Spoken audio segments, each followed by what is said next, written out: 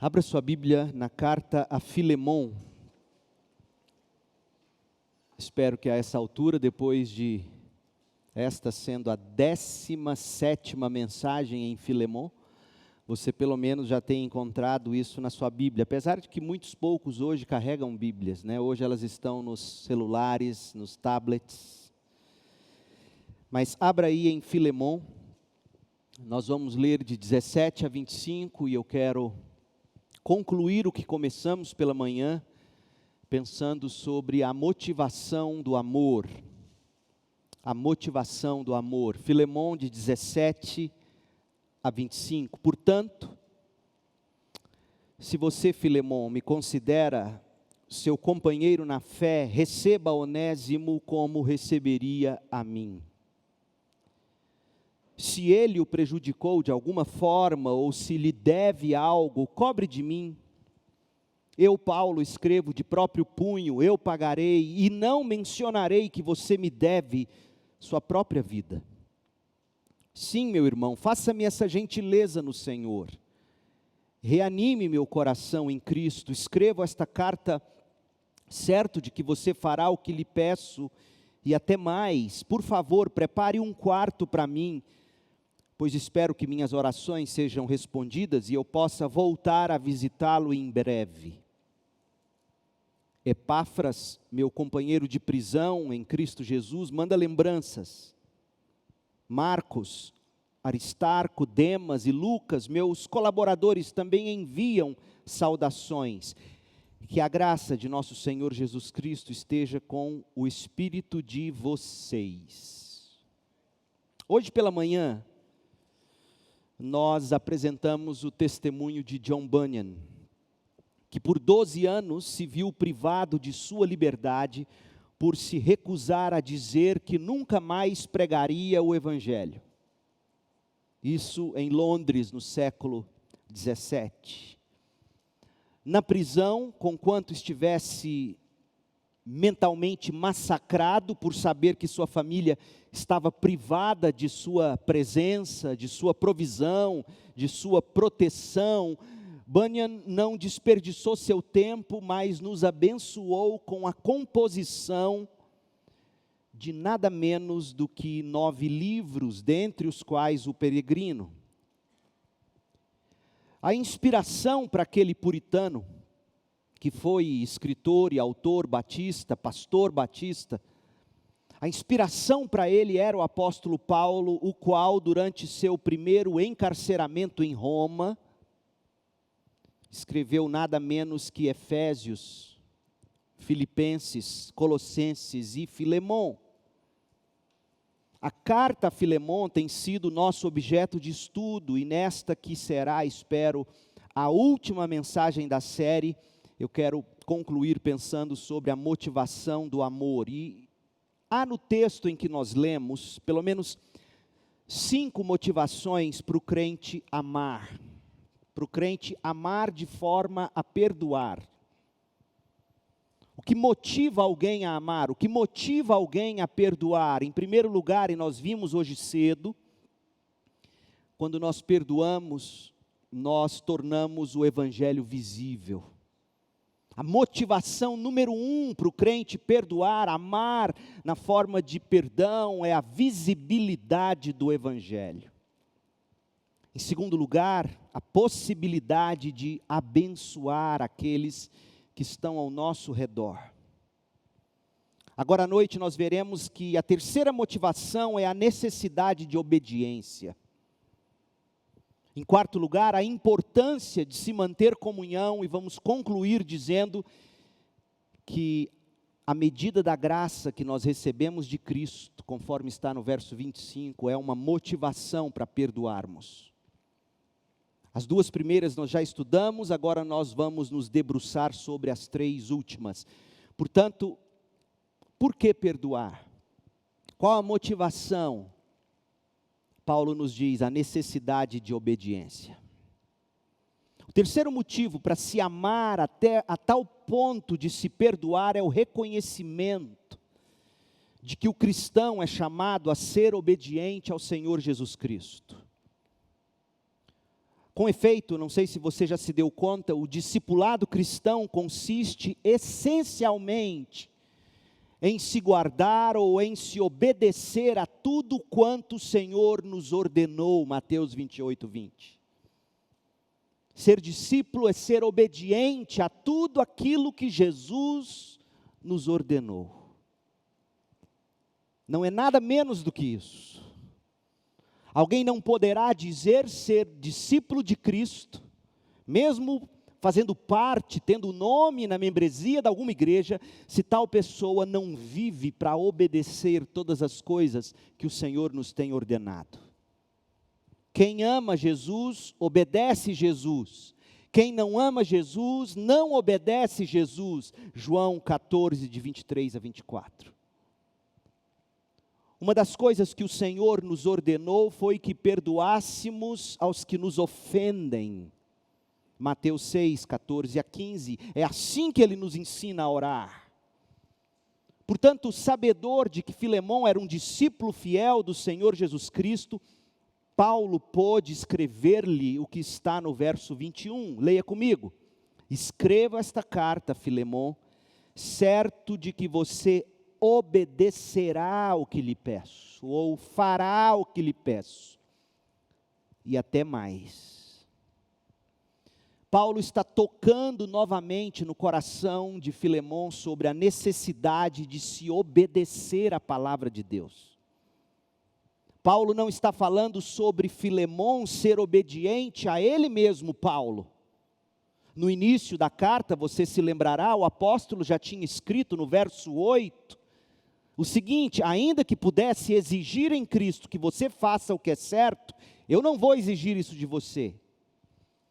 Paulo já tinha dito que nunca forçaria, nunca imporia obediência a Filemão, mesmo estando ele, Paulo, investido de autoridade apostólica. Para Paulo, bastava saber que Filemão era um crente fiel. Paulo conhecia as características de Filemão e esboçou algumas delas nos versos 4 a 7 desta epístola. Paulo estava, portanto, confiante de que Filemão agiria de maneira correta, obedeceria à ordem de Deus para se perdoar.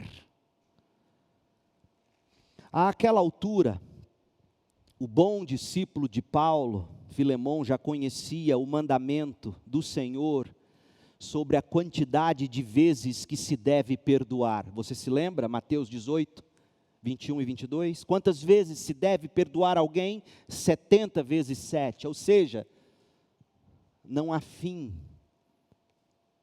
Jesus, aliás, disse assim em Lucas 17, verso 4, mesmo que ele peque contra você 7 vezes por dia, e a cada vez se arrependa e peça perdão, perdoe-o.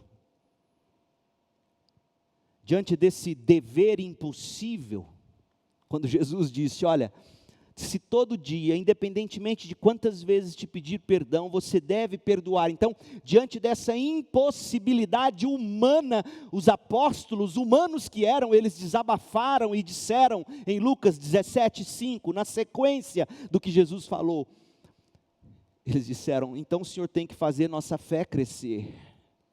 Eles entenderam que quem tem fé, perdoa. E aí o Senhor Jesus, em Lucas 17, 6, ensinou os discípulos a dar pequenos passos de fé, mesmo que apenas do tamanho de um grão de mostarda, nesta tarefa de perdoar. Filemão também já estava familiarizado com a convicção de Paulo, convicção esta que Paulo deixou impressa em 2 Coríntios 2, de 7 a 8, de que o perdão, o conforto e a reafirmação do amor são essenciais ao pecador quebrantado e arrependido. Então, certamente, Filemão tinha certeza do que Paulo dissera aos Efésios e aos Colossenses. Nós vamos ler 2 textos, um em Efésios e um aos Colossenses.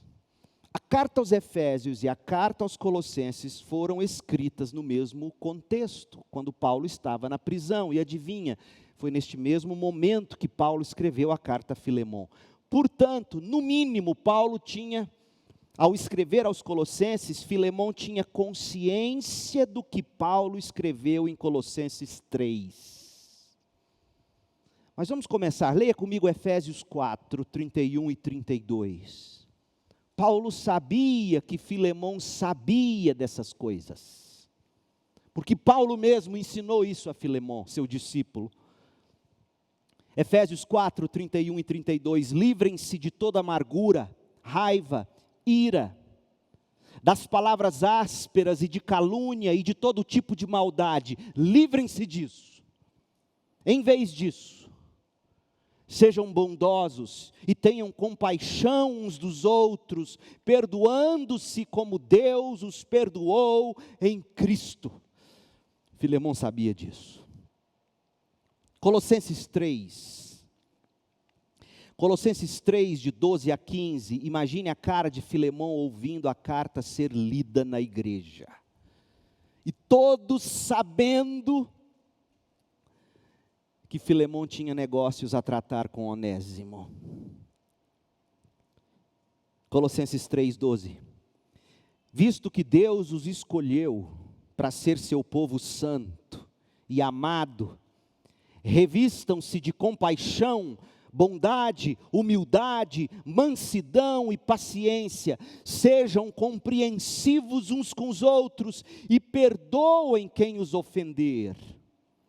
Lembrem-se de que o Senhor os perdoou, de modo que vocês também devem perdoar. Acima de tudo, revistam-se do amor que une todos nós em perfeita harmonia. Permita que a paz de Cristo governe o seu coração, pois como membros do mesmo corpo, vocês são chamados a viver em paz e sejam sempre agradecidos. Que a paz de Deus seja a paz no seu coração com relação ao seu irmão. Filemão sabia que Deus ordena o perdão. Paulo tinha certeza de que Filemão tinha conhecimento desse dever. E por que eu te digo isso? Porque se você ler a carta a Filemão, você vai descobrir que Paulo não escreve expressamente, declaradamente sobre o perdão nessa carta pessoal endereçada a Filemão. Filemão, por exemplo, já teria lido Colossenses 3, como nós acabamos de ver. E Paulo, com base no que conhecia de Filemão, estava certo de que Filemão obedeceria Paulo e perdoaria Onésimo. Verso 21 de Filemão: certo eu estou de que você obedecerá ao que lhe peço e até mais. Paulo estava certo de que Filemão obedeceria de forma a tornar o evangelho visível. Paulo estava certo de que Filemão agiria em amor de forma a abençoar todos os envolvidos, especialmente abençoar a Paulo, abençoar a igreja em Colossos que veria aquela restauração acontecer. Note ainda que Paulo diz o seguinte, verso 21, Filemão, estou certo de que você será obediente e perdoará Onésimo, mas eu sei também que você fará até mais do que eu te peço. Você não fica curioso para saber o que seria isso? Até mais o que, Paulo? Talvez concedendo liberdade ao agora irmão em Cristo. Talvez matando o bezerro cevado e fazendo uma festa de celebração pela vida que fora alcançada pelo amor de Deus, transformada pela graça de Deus Filho, e agora desfrutava da comunhão e da consolação de Deus Espírito Santo. Talvez Paulo esperava que Filemão fizesse uma grande celebração. A necessidade de se obedecer a tudo que Jesus nos ordenou é uma motivação para a gente amar e perdoar com fé. Essa obediência promove libertação e celebração.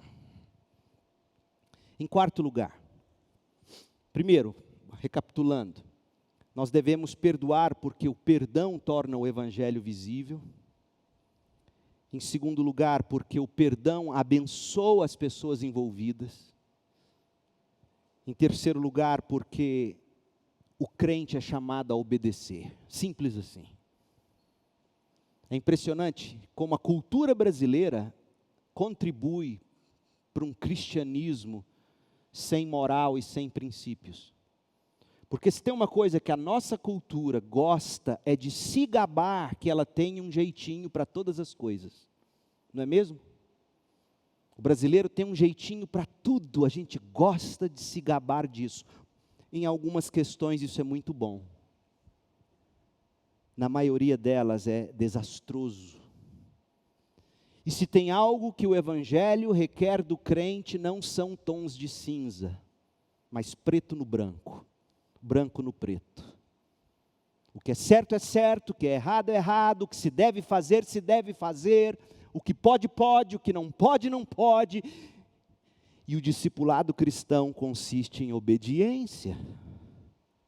Por isso que os apóstolos em Lucas 17, como já lemos, e aqui eu me faço repetitivo, porque você tem que entender isso, os apóstolos chegaram e disseram, então, o Senhor tem que nos dar mais fé, porque nós não conseguimos obedecer dessa forma. E aí Jesus falou, olha, se você de fato exercitasse um pouquinho da sua fé, mesmo que do tamanho de um grão de mostarda, você conseguiria. Qual é a quarta motivação para nós amarmos? A quarta motivação é a importância de se manter comunhão. A importância de se manter comunhão com o corpo de Cristo. Meu povo, eu vibro com a palavra de Deus pelo seguinte, nós estamos vivendo esse momento pandêmico, onde nós temos que falar. Hoje, por exemplo, você tem uma ideia, o recorte do vídeo que nós mandamos aí para a lista de WhatsApp dos membros da igreja, aquela onde de manhã eu falei da necessidade de nós estarmos congregando, eu recebi a ligação do pastor Newton, que é o executivo da Ordem dos Pastores do nosso campo goiano. E ele dizendo da dificuldade, da preocupação que os pastores, de forma geral, no nosso campo, os pastores batistas estão tendo, pelo fato de que os crentes simplesmente já achavam isso de alguma forma, tendo vindo a pandemia, agora mais do que nunca. A igreja, para muita gente, inclusive as que se dizem crentes, a igreja é um acessório. Ela não é vital na vida das pessoas, a comunhão. E aí eu fico impressionado, porque nessa exposição bíblica, a gente dá de cara com o texto que a gente vai ler e destrinchar agora. E você vai ver a importância de se manter comunhão. Versos 22 a 24. Por favor, prepare um quarto para mim, pois espero que minhas orações sejam respondidas e eu possa voltar a visitá-lo em breve. Epáfras, meu companheiro de prisão em Cristo Jesus, manda lembranças. Marcos, Aristarco, Demas e Lucas, meus colaboradores, também enviam saudações. Sabe do que Paulo está falando nesse pequeno trecho? Da importância de se manter comunhão. Paulo tinha a certeza de que o processo legal que tinham contra ele era muito fraco. Paulo era inteligente. E por ser um processo muito fraco, em breve os romanos o libertariam. Ele fala da fragilidade desse processo em linhas gerais, em Filipenses 2, de 23 a 24. Carta esta que foi escrita no mesmo contexto de Filemon, repito. E ele pede a Filemon que fique na expectativa de em breve recebê-lo em sua casa e assim, em favor de Paulo, que Filemon permanecesse em oração, verso 22. Da mesma forma que ele pediu que os filipenses orassem por ele, da mesma forma que ele pediu que os efésios orassem por ele. E o que nós temos aqui é um apelo muito sutil por parte de Paulo. Perceba comigo a sutileza desse homem, artesão de palavras. Por favor, prepare um quarto para mim, pois espero que minhas orações sejam respondidas e eu possa voltar a visitá-lo em breve. Onde está a sutileza de Paulo? Comentando sobre esse versículo, Lightfoot escreveu que há um leve constrangimento nessa menção de uma visita pessoal a Colossos. Colossos era a cidade onde Filemão morava. O apóstolo poderia, assim, ao ir à casa de Filemão, Paulo poderia checar por si mesmo se Filemão não havia decepcionado as expectativas do apóstolo. E para que essa doce comunhão não fosse quebrada, melhor seria se Filemão atendesse ao apelo de Paulo.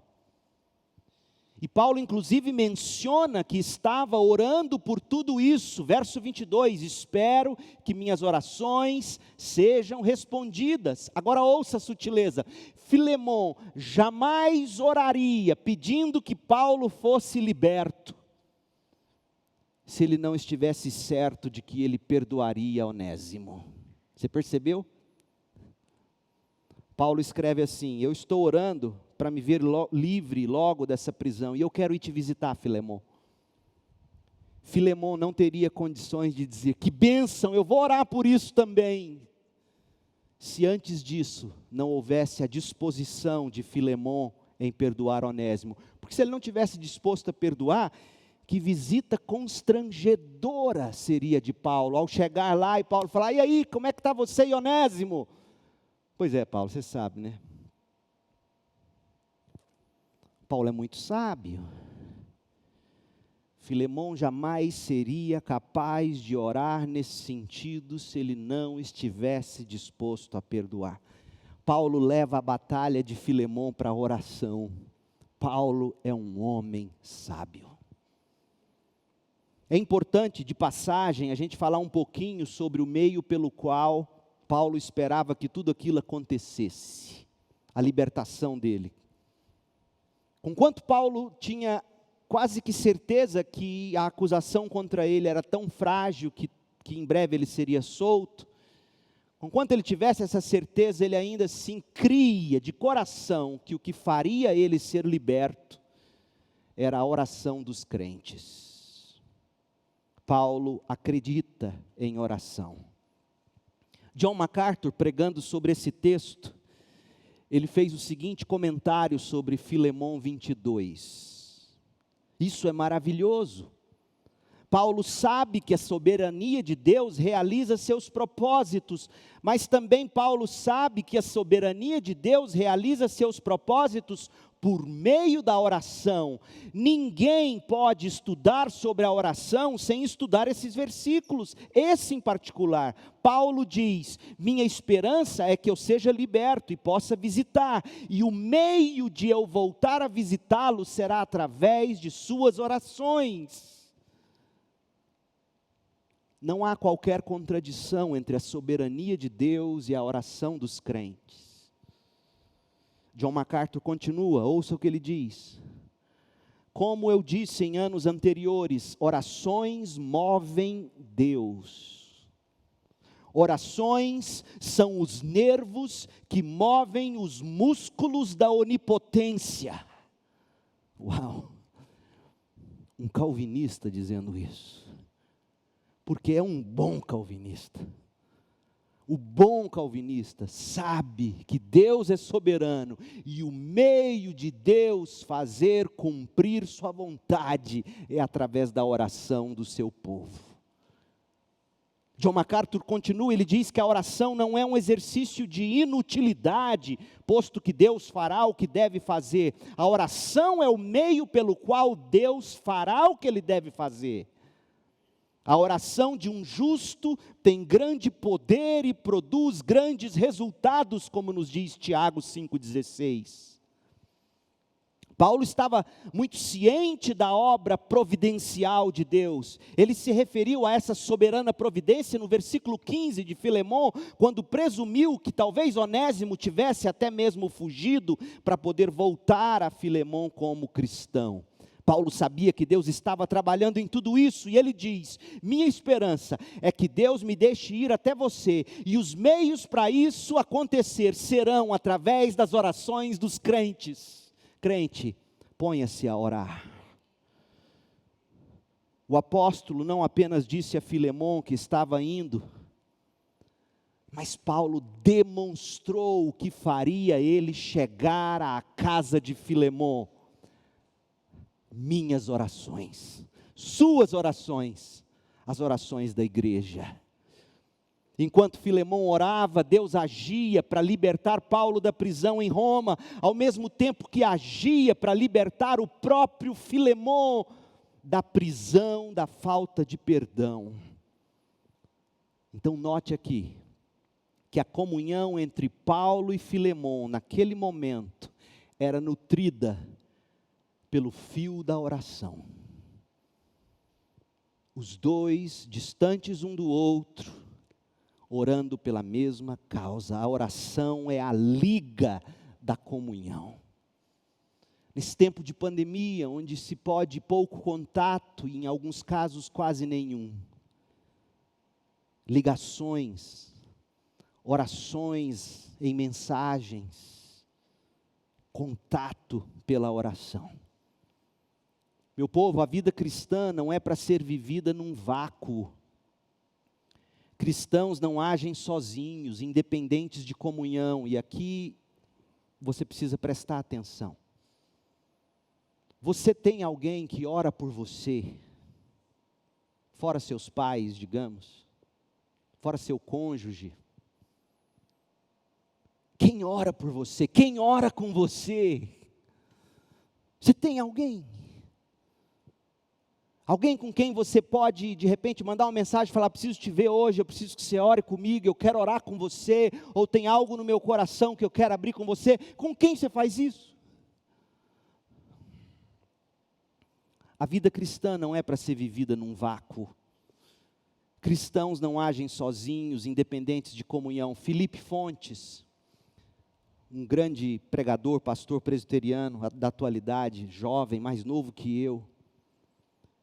Felipe Fontes foi muito acertado numa postagem que ele fez no Twitter dele, na quinta-feira retrasada, dia 20 de agosto. Felipe Fontes é doutor em educação, em arte e história da cultura pela Universidade Mackenzie, um homem de Deus muito culto. Ouça o que ele postou no Twitter, abre aspas: se o mundo todo é o ambiente de serviço a Deus, e o campo de batalha, a igreja é o ambiente de preparo e o quartel-general.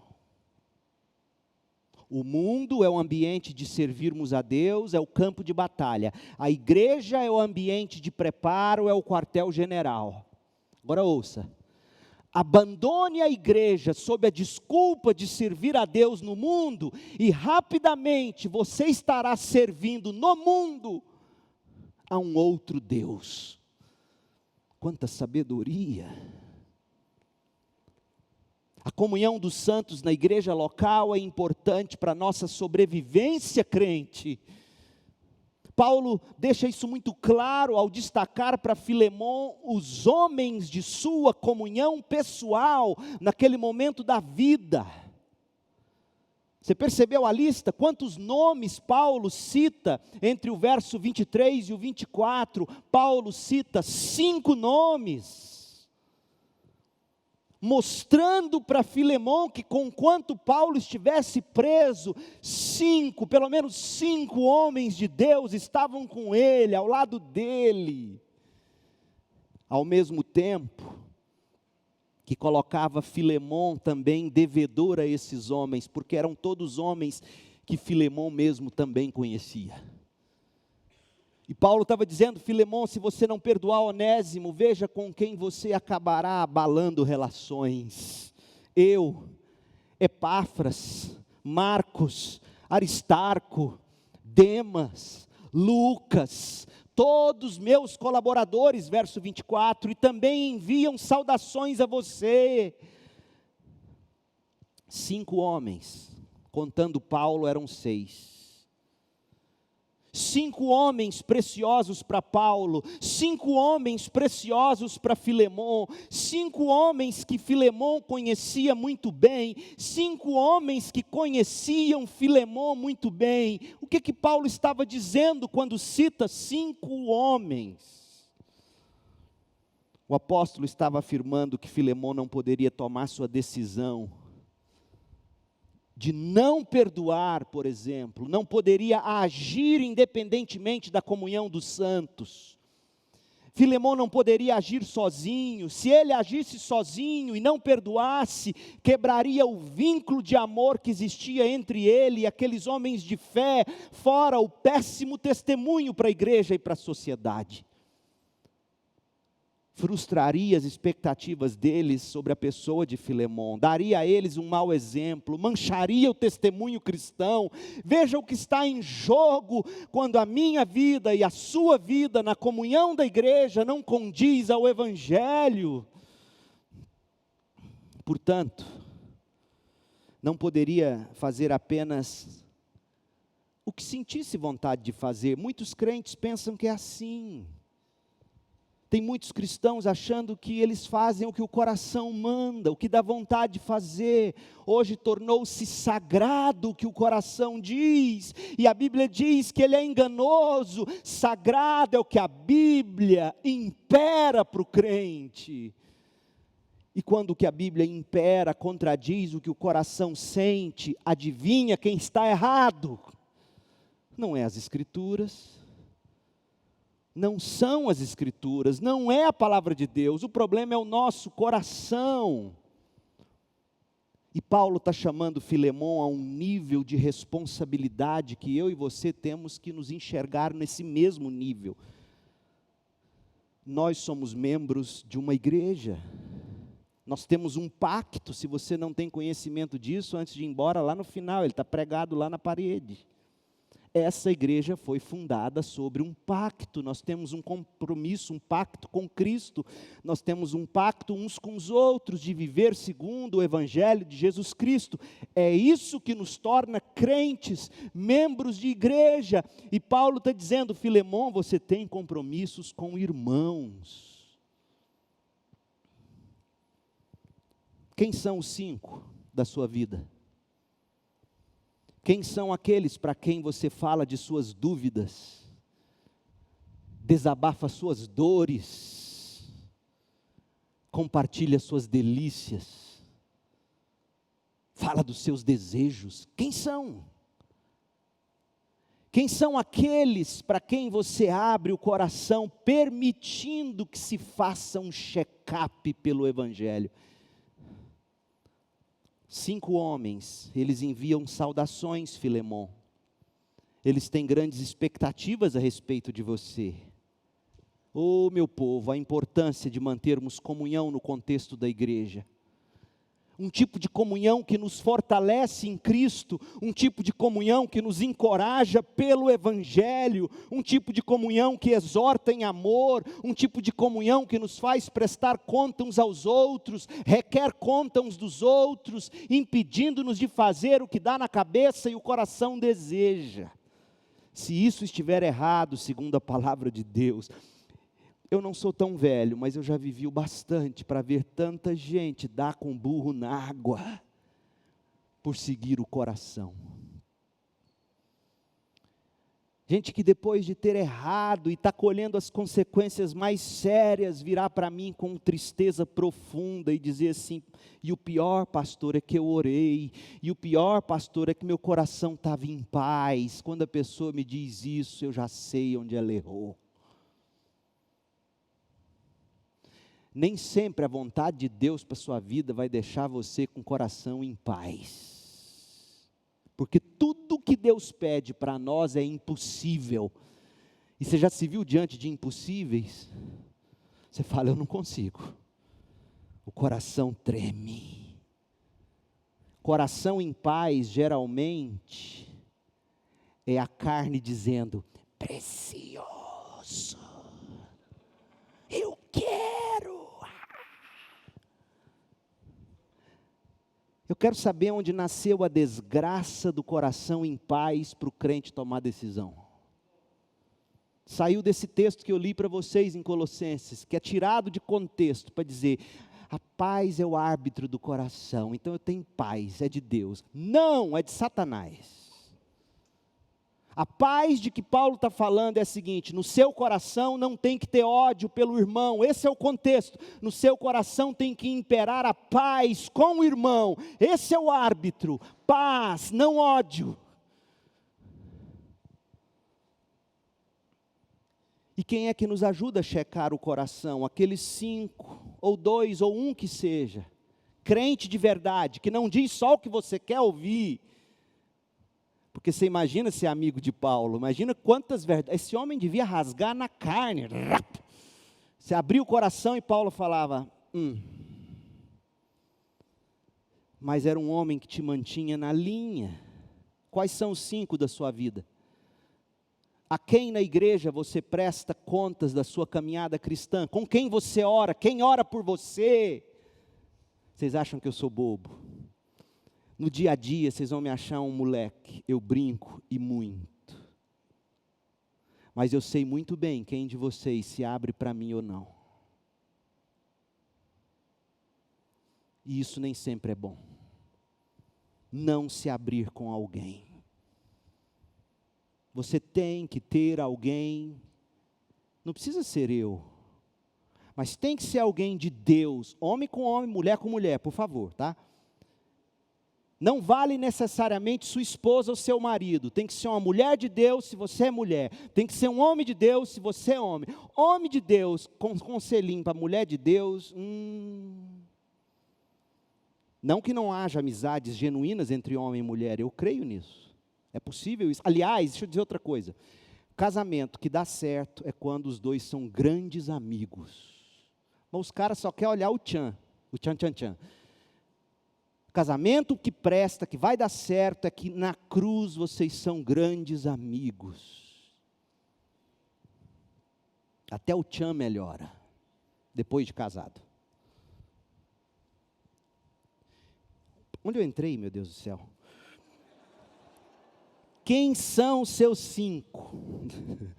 Com quem você ora? A quem você presta conta? Paulo está chamando Filemão e dizendo, eu estou aqui, Aristarco está aqui, Marcos está aqui, Timóteo já mandou saudação, escreve comigo, ainda tem Timóteo. Tíquico, que vai levar a carta. Presta atenção, esses homens todos se unem a mim e oram por você, Filemão. Ah, meu povo, esse momento de igreja virtual, Deus nos livre disso vir para ficar. Que desgraça isso seria para a saúde da igreja. Você precisa da comunhão, você precisa de liderança sobre a sua vida. Eu preciso. Não é à toa que a Bíblia escreve, Hebreus 13:17, obedeçam aos seus líderes e se submetam à autoridade deles. Você precisa de líderes sobre você, você precisa de cuidado, de autoridade, de limites. Eles cuidam de vocês como quem deve prestar contas. Obedeçam-lhes para que o trabalho deles seja uma alegria e não um peso. Submetam-se uns aos outros no amor de Cristo. Olha como Paulo constrói essa lógica da submissão. Eu quero que você enxergue, não adianta eu te dizer, não tem poder e autoridade o que eu digo se não vem daqui do texto bíblico. Abra sua Bíblia em Efésios 5 e veja como Paulo vai dizer a partir do verso 15. Efésios 5:15. Submeta-se aos irmãos de fé. Por quê? Olha o que Paulo vai dizer em Efésios 5:15 em diante. Sejam cuidadosos em seu modo de vida. Então vem cá, você está lendo a Bíblia, e Paulo, se você é um bom leitor da Bíblia, você tem que ler a Bíblia prestando atenção. Paulo fala assim, eu quero ensinar para vocês agora o modo cristão de viver. Você já parou para pensar em algum momento na sua vida que você precisa aprender qual é o modo de crente viver a vida dele? Paulo vai explicar agora. Então, se você é um leitor atento, você liga as luzes, o farol e diz, eu quero ver qual é o modo de vida que um crente deve ter. Não vivam como insensatos. Sejam sábios. Insensatos e sábios aqui, se você vai a Provérbios, a literatura de sabedoria na Bíblia, tem a ver com viver de acordo com a palavra de Deus. Isso é sabedoria, é viver a palavra de Deus. Insensatez na Bíblia é você ignorar a palavra de Deus. Não vivam como insensatos, vivam como sábios. Segundo, aproveitem ao máximo todas as oportunidades nestes dias maus.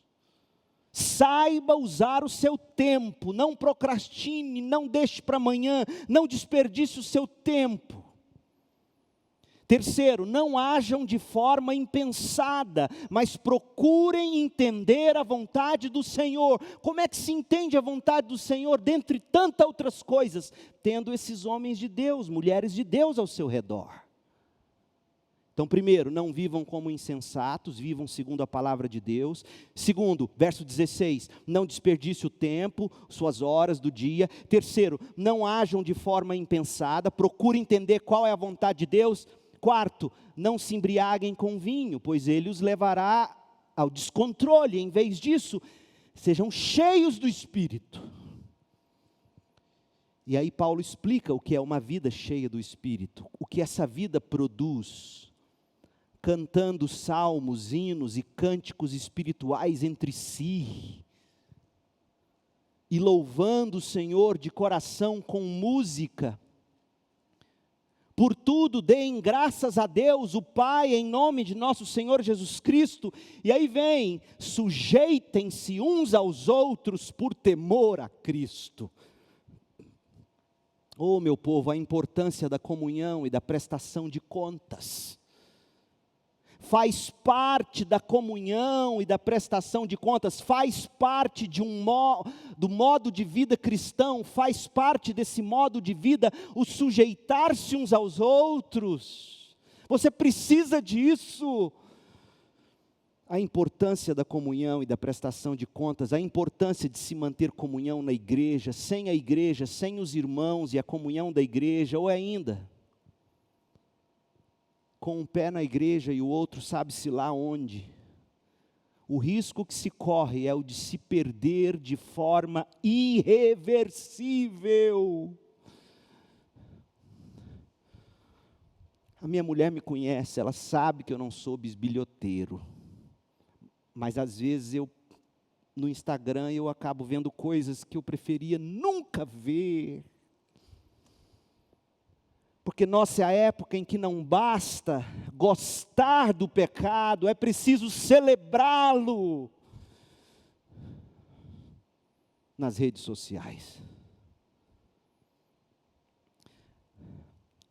E Paulo está dizendo, você precisa encontrar o modo cristão de viver. Você terá prazer nesse modo cristão de viver. Você terá alegria. Você glorificará a Jesus. E aí Paulo apresenta os 5 homens. Esses 5 homens citados por Paulo também são mencionados em Colossenses 4, de 9 a 14.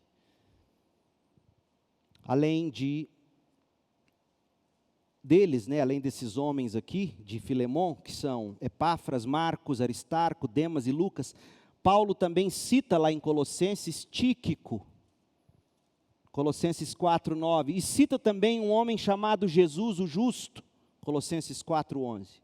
Lembrem-se, por que eu cito Colossenses toda hora? Porque Colossenses era a igreja de Filemon. E a carta aos Colossenses e a carta a Filemon foi escrita junto. A carta a Filemon é para o homem Filemon, a carta aos Colossenses é para a igreja de Filemon. Nós não sabemos nada sobre quem foi Jesus o Justo. Provavelmente um nativo de Roma, desconhecido de Filemon.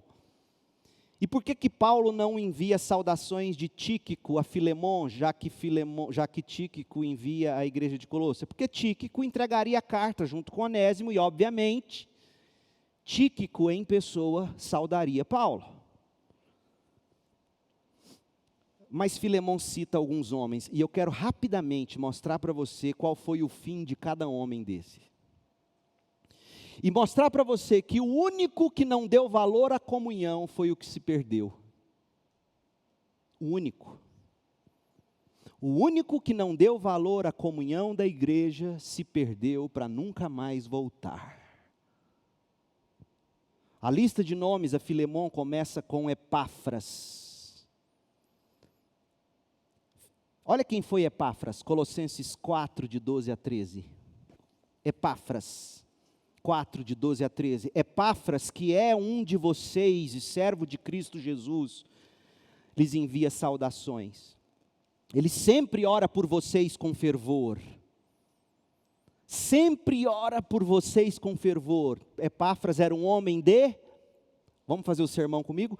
Sempre ora por vocês com fervor. Ele era um homem de oração, pedindo que sejam maduros e plenamente confiantes de que praticam toda a vontade de Deus.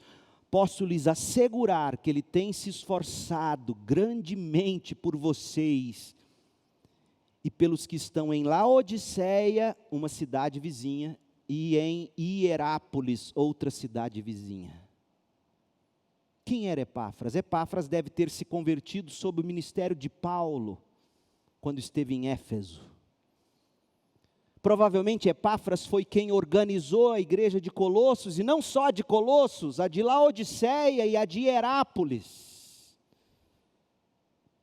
Ele mesmo era de Colossos, muito bem conhecido de Filemon. Ao que tudo indica, Epáfras era o pastor titular, o presbítero docente, enquanto Filemon era o auxiliar, o presbítero administrador. Recebia na casa dele, Filemon, a igreja.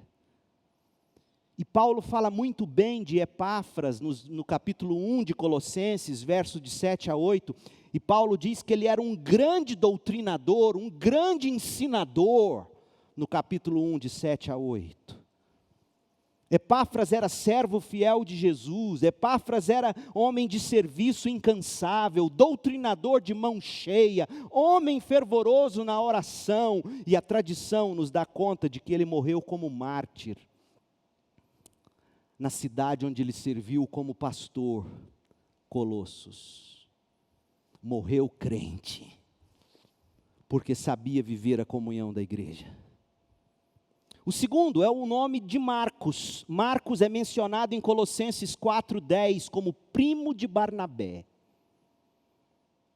A igreja colossense é instruída a, caso ele fosse até eles, recebê-lo bem.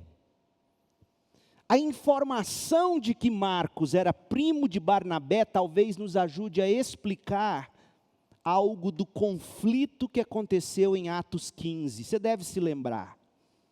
Quando Paulo e Barnabé estavam na viagem missionária, João Marcos acompanhava eles, e o problema é que aparentemente João Marcos, ainda jovenzinho, temia dificuldades e decidiu abandonar Paulo e Barnabé. E quando mais tarde a dupla, Paulo e Barnabé, decidiram viajar para visitar as igrejas que eles tinham organizado, Barnabé quis levar o primo, e Paulo falou, ele já nos largou na mão uma vez e não vai largar de novo. Paulo e Barnabé tiveram uma briga feia por causa disso, se separaram, conforme está em Atos 15, 36 a 39. E talvez o fato de João Marcos ser primo de Barnabé explique por que Barnabé quis ser tão defensor de João Marcos assim. Só que João Marcos poderia ter usado essa desculpa. Olha só como João Marcos poderia ter dito: Paulo é um homem ignorante, intransigente, é um homem sem amor. Mas nada disso ele faz. Sabe o que ele faz? João Marcos procura o cuidado pastoral de Pedro. Pedro foi o pastor de João Marcos em Roma. Em 1 de Pedro 5, verso 13, Pedro chama Marcos de filho dele na fé.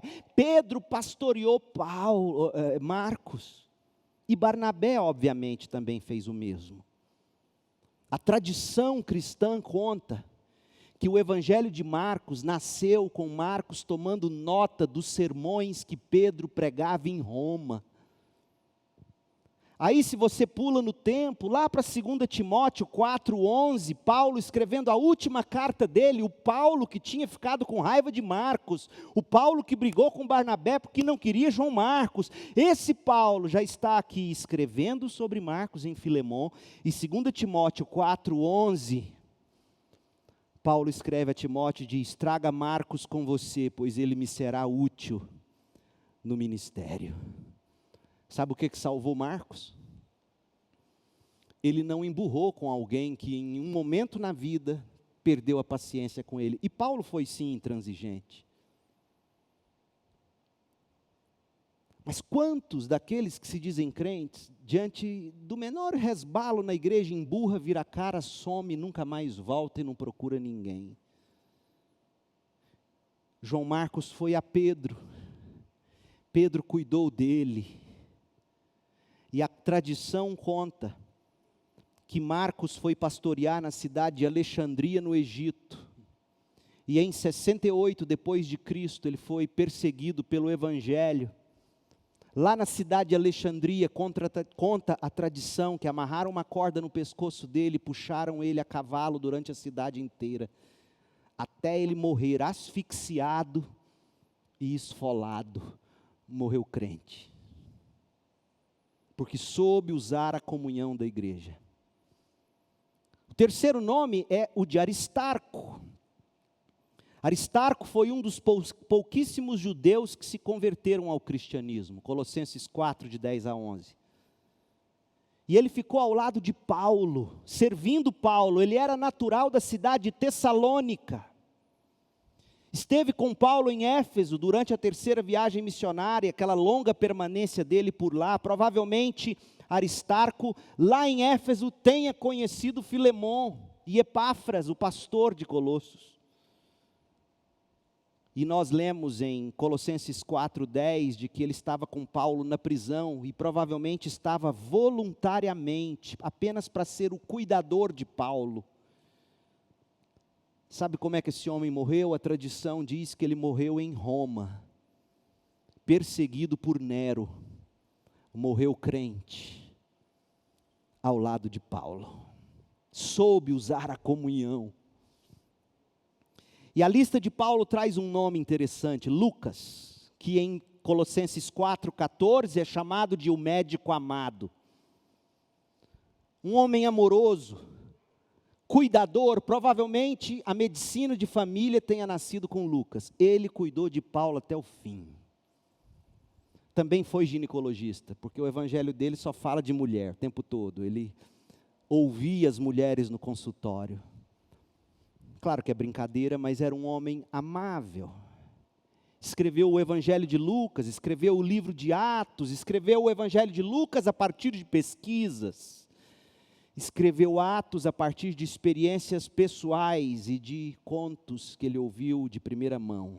Sempre ao lado de Paulo até o fim, 2 Timóteo 4:11. Conta a tradição que ele morreu com 85 anos numa cidade na Grécia. Morreu velhinho, morreu de velhice, morreu crente.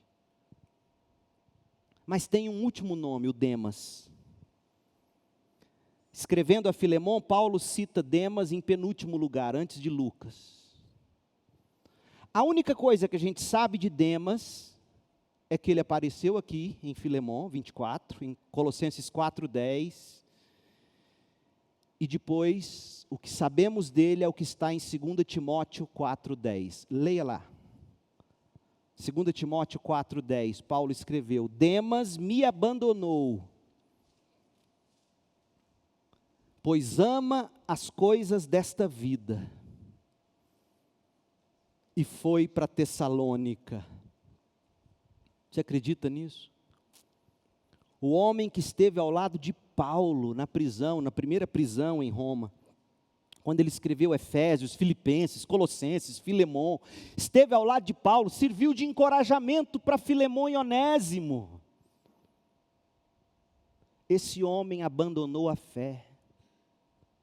Por quê? Paulo diz, porque ele amou muito mais o mundo, esta vida, e foi para Tessalônica. O apóstolo João, na primeira epístola, capítulo 2, verso 15, diz: não amem este mundo, nem as coisas dele, pois quando amam o mundo, o amor do Pai não está em vocês. Por amor ao mundo, Demas apostatou da fé, apesar de que aqui, tanto em Colossos como em Filemão, ele aparece como colaborador de Paulo no Evangelho. Meu Deus, alguém tão perto e tão longe. Alguém tão familiar, mas tão perdido, totalmente perdido, que na primeira chance, largou a igreja e toda a sua história com o povo de Deus, para seguir os impulsos do seu coração. Sabe por que Demas está na Bíblia? Para Deus dizer assim: olhe o testemunho de Demas. Você pode ser de dentro da igreja, cabeça de ministério, e não ser dos meus, e um dia, quando encontrar a primeira oportunidade, você foge para seguir seu coração. Acontece o seguinte: depois que Paulo saiu da prisão, desse primeiro aprisionamento, depois que ele escreveu Colossenses, Filemão, ele foi liberto, continuou o ministério dele, mas aí ele foi preso de novo. E a gente sabe que ele foi preso em Troade, e foi uma prisão tão rápida, que quando ele escreve a segunda carta a Timóteo, ele tem que falar: ô Timóteo, passa em Troade e traga minha capa, traga meu pergaminho, traga minha Bíblia, meus livros, porque não deu tempo nem de colocar na mala, me pegaram rapidamente e eu fui preso. É provável que nesse momento, Demas tenha visto a chance de ir embora para Tessalônica. Afinal de contas, Tessalônica era uma cidade portuária, o maior e mais movimentado centro comercial da Macedônia. E em Tessalônica, Demas encontrou tudo de que precisava para satisfazer suas paixões. Uma pergunta não me saía da cabeça nesse ponto da preparação para eu pregar. Como é que eu sei se eu estou amando mais o mundo do que a Deus? Como é que Demas poderia ter identificado o amor dele pelo mundo como sendo maior do que o amor dele pelo Cristo? Você sabe quando você ama mais o mundo do que a Cristo? Deixa eu tentar te ajudar, levando em conta o contexto de Filemão. Eu acho que a gente está amando mais o mundo quando aqueles pecados que a gente comete, a gente para de tomá-los como pecado. Aí a gente começa a racionalizar. Aí a gente começa a dizer que, outros fazem pior do que eu, pelo menos o outro é hipócrita, eu assumo que eu faço. Sabe quando você começa a encontrar resposta para todos os seus pecados? E eu acho também que a gente começa a amar mais o mundo do que o Cristo, quando a gente começa a olhar para aquilo que as pessoas cometem contra nós, e a gente então, em vez de reconhecer que a gente precisa perdoar, ou que a gente fez algo errado para dar motivo para ela fazer aquilo, aí a gente começa a pensar assim: como aquela pessoa foi capaz de fazer isso comigo? Percebe como você vai descobrindo? Você começa a maquiar seus pecados, a racionalizar seus pecados. Você começa a se vitimizar e de repente você não está mais do lado de Paulo. Você está em Tessalônica, vivendo os seus prazeres.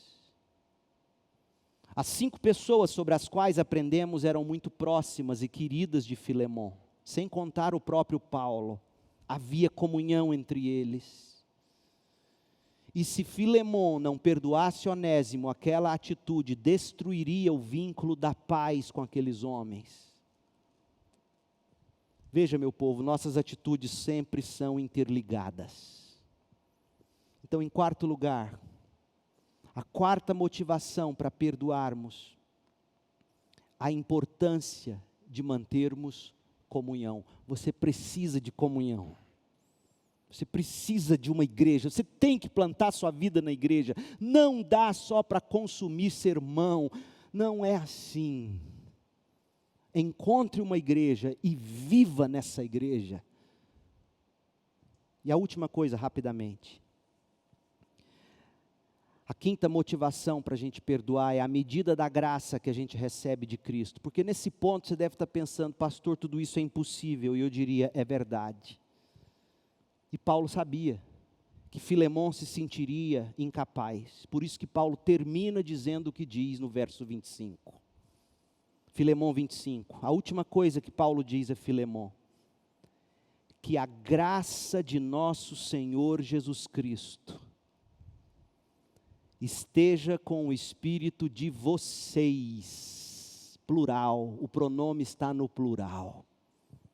Espera aí, eu achei que essa carta fosse para Filemon, e foi. Mas Paulo está dizendo duas coisas aqui. Filemon, você vai conseguir perdoar. Primeiro, se você recorrer à graça disponível a nós em Cristo Jesus. E segundo, se você deixar outras pessoas ajudarem você. Por isso ele coloca no plural, ele não diz só a Filemon. Ele quer que essa graça esteja com o espírito dos familiares de Filemon, da igreja de Filemon que tomaria conhecimento dessa carta. Para quê? Para que essas pessoas ajudassem Filemon a perdoar. Essas são as palavras finais de Paulo a Filemon. Dizendo para nós que em Cristo nós temos graça para perdoar, nós encontramos isso. E é somente em Cristo, povo de Deus, que a gente consegue ser perdoado e receber poder para perdoar. A vida cristã só é possível por causa da graça de Deus em Cristo Jesus dispensada a nós. E se você quer saber como você pode receber dessa graça, deixa eu te dar uma dica rápida. As 13 cartas que Paulo escreveu, ele começa dizendo, graça a vós. E aí ele escreve a carta. E toda vez que ele termina, cada uma das cartas, ele termina como ele terminou aqui. Essa graça fique convosco. Quando ele esteve em Éfeso, ele disse que entregava aquele povo à palavra da graça de Deus. Você obtém graça na medida em que você lê a Bíblia e aprende, quer e conhece. É nas Escrituras, lendo, de olhos abertos, aprendendo, juntando palavras, vendo o sentido, deixando o Espírito impactar, incomodar, exortar, ensinar você. E na medida que a palavra de Deus vai te encorajando, vai te exortando, você vai recebendo graça para cumprir o que Jesus quer que você cumpra. É assim que se recebe graça, meu povo. Terminando. Paulo estava preso injustamente, escreveu a Filemon para instruí-lo na prática do perdão. Que forma maravilhosa de aproveitar seus dias amargos naquela cadeia. Que forma amorosa de servir os irmãos. Paulo encontra um tempo para escrever para um homem só. Porque ele sabe que se esse homem não fosse recuperado, Filemon, todo o trabalho da igreja em Colossos poderia ir por água abaixo. Filemon, perdoe Onésimo. Eu vou terminar falando de John Bunyan. John Bunyan eu citei na mensagem da manhã. A história do que aconteceu com ele depois que ele foi solto da prisão em 1675. Bunyan se tornou pastor da igreja batista em Bedford. Ensinou com fidelidade a palavra de Deus depois que ele saiu da cadeia. Ensinou, discipulou o rebanho, escreveu panfletos, escreveu livros, debateu a fé cristã, evangelizou. E em 1688, faz as contas, ele saiu em 1675, exerceu o ministério até 1688, 13 anos depois de estar solto, um vizinho dele, um jovem vizinho, procurou ele e falou, olha, eu e meu pai precisamos nos reconciliar, nós brigamos. E eu peço que você me acompanhe até a casa de meu pai, que era numa cidade a 80 quilômetros de onde John Bunyan morava. E o problema é que em questão de alguns dias, John Bunyan pregaria em Londres. Tinha um compromisso para pregar. Mas o jovem apelou ao coração dele e falou: mas o senhor precisa ir lá comigo, o senhor tem que me ajudar a reconciliar com meu pai. Lembrem-se, naquele tempo, viagens eram no lombo de cavalo, é o século 17. Ele já tinha 60 anos, John Bunyan. Ele não era um jovenzinho. 60 anos naquela época, é mais ou menos o que o Itamar hoje, com 120, tem. E aí John Bunyan diz: eu vou, e monta no lombo do cavalo. E vai com esse moço, chega lá na cidade, conversa com o pai, conversa com o moço, pai e filho, se reconciliam. Ele monta no cavalo e vai para Londres, porque ele tinha que pregar no dia seguinte em Londres. Na viagem da cidade até Londres, 80 quilômetros, pocotó, pocotó, pocotó, pocotó, pocotó, pocotó. Chuva, um temporal caiu, e ele pegou aquela chuva forte. Quando ele chegou na hora de pregar praticamente, já se sentindo mal, talvez resfriado, ele subiu para pregar, pregou. Quando ele desceu do púlpito, ele estava se sentindo miserável, cansado, arrebentado. O fato é que no dia 31 de agosto de 1688, ele morreu de pneumonia, por causa daquela viagem. E sabe o que eu mais amo? É observar o fato de que John Bunyan gastou suas últimas energias trabalhando pela reconciliação de um pai e um filho. John Bunyan me lembra Paulo. Preso, trabalhou pela reconciliação de Filemon e Onésimo. John Bunyan, o homem que havia injustamente passado 12 anos na prisão, uma vez livre, atuou incansavelmente para promover a reconciliação entre homem com Deus e homem com seu próximo. Sabe qual foi o sermão que ele pregou naquele domingo lá em Londres, já com início de pneumonia? Foi baseado em João 1,13. João 1,13 diz assim: os quais não nasceram do sangue, nem da vontade da carne, nem da vontade do homem, mas de Deus. E de todos os pontos que são lindos, os pontos do sermão de John Bunyan, eu cito só um. E eu termino com ele. Se vocês são filhos de Deus, vivam juntos com amor. Se o mundo briga com você, não importa, mas é triste se vocês brigam uns com os outros na comunhão. Se estiver acontecendo entre vocês, é um sinal de má educação, não está de acordo com as regras que vocês têm na palavra de Deus. Você vê uma alma que tem a imagem de Deus nela, ame essa pessoa, ame-a, diga: esta pessoa e eu devemos ir juntos para o céu um dia, sirvam uns aos outros, façam o bem uns aos outros, e se alguém cometeu algum mal contra você, ore a Deus para corrigir você, e ame os irmãos. Que maneira maravilhosa de gastar suas últimas energias nessa vida, gente. Um homem sem amargura no coração, mesmo tendo tirado dele 12 anos ao lado da família dele. Um homem sem amargura, um homem sem rancor, servindo e promovendo a reconciliação em Cristo, pregando, instruindo o povo de Deus a viver, a pregar e a praticar o amor de Cristo. Assim foi com John Bunyan. Assim foi com o apóstolo Paulo. Assim foi com o nosso Senhor Jesus Cristo. E a pergunta é: será assim com você? Como você gastará suas últimas energias nesta vida? Vamos orar. Ó Deus, em nome de Jesus, como nós precisamos de Paulos, John Bunyans, de fato, como nós precisamos de Cristo. Cristo em nós. perdoando-nos e ensinando-nos a perdoar. Ó Deus, quanta coisa foi dita hoje à noite. Que o Senhor mesmo cuide de pegar cada sentença, cada palavra, cada ideia, cada verdade e aplicar ao coração dos que me ouvem. Segundo o Senhor mesmo deseja que seja na vida deste ou desta.